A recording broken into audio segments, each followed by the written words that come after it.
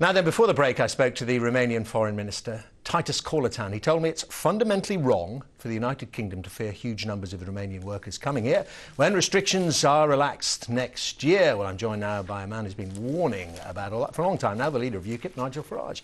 Very good to see you, Mr. Farage. Well, yeah, I mean, you heard what Titus Corlătan had to say there. And he said, well, you know, I mean, like it or not, you know, we are in the European Union, and as many Britons are free to go to Romania as want to go there, and they're free to come back, aren't they? Well, I'm sorry, I don't really think that... No, but I mean, you know what I mean.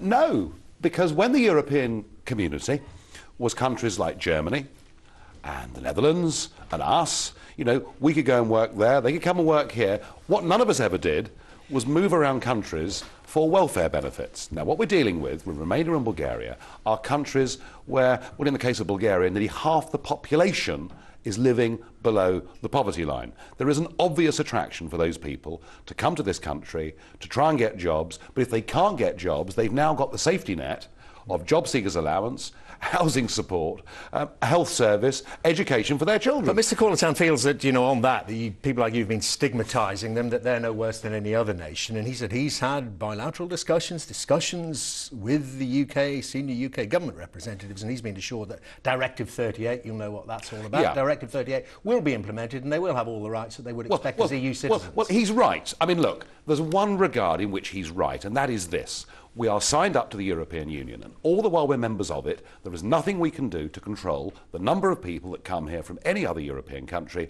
and their immediate entitlement to the entire social security system of this country. Now, I'm not against Romania or Romanians, but I do think the point has come, with youth unemployment at 22%, for us to say, enough's enough, let's have a controlled migration policy into Britain, not an open door. And Mr. Cameron's problem is that there's nothing he can do about this. He's completely impotent to deal with this issue.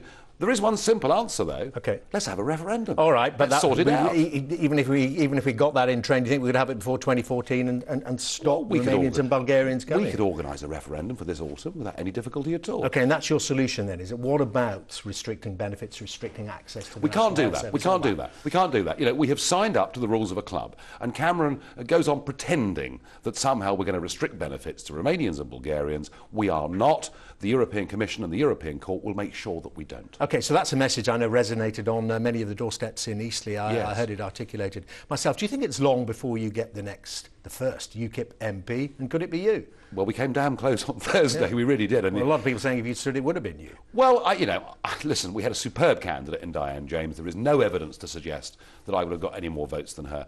What was remarkable was it was a very short by-election, 3 weeks from start to finish, and for us to get a surge of that size in such a short space of time shows that people are resonating with what we're saying. Some today have written it off, oh, it's just a protest vote. No, it isn't. It's a rejection of 3 political parties who've all become social democrats and who don't even want to talk about issues like Romania and Bulgaria. OK, but they do want to talk about, then what happens is they want you to flesh out your offering, the UKIP offering. I mean, I was talking to a guy who said I was thinking of voting UKIP, but I had a look on the website and I couldn't really quite understand what UKIP is about. I mean, just to paraphrase what he said to me, he said, right, so you're going to get rid of the smoking ban, bring in a 31p universal tax rate, so abolish the 40 and 50p rate, so everyone's on 31 pence. You're going to build loads and loads of nuclear power stations, and you're going to double the prison population.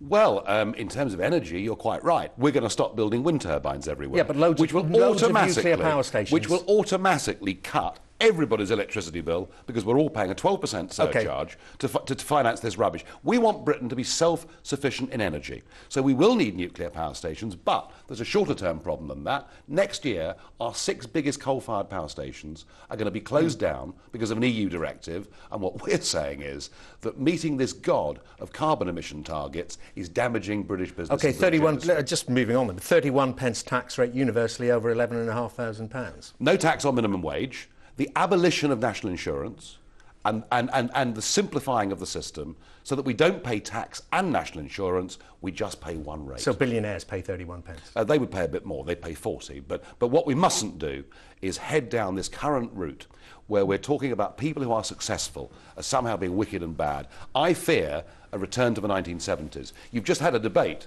that the European Union wants to limit the bonuses that people in financial services earn.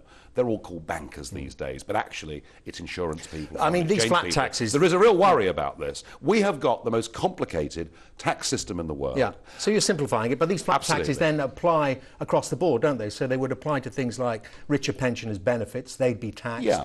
Pension funds, there's no tax relief on pensions under a flat tax, is there? No, there isn't. There isn't. I mean, you know, and that's the stuff that we've got to sort out.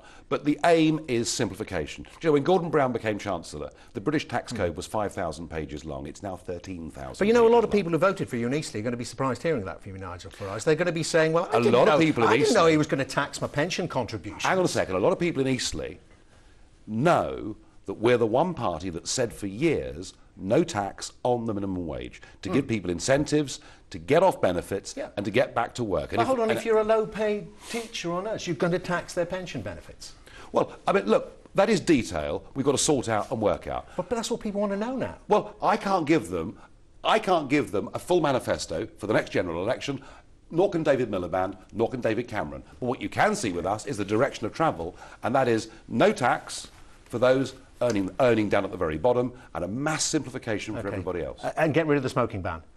Well, I mean, when you see up to 50 pubs a week closing, every pub should be able to have a back room that is a smoking room, and a lot more of them would stay open. So that might be a popular one. OK, thank you very much indeed, especially with you.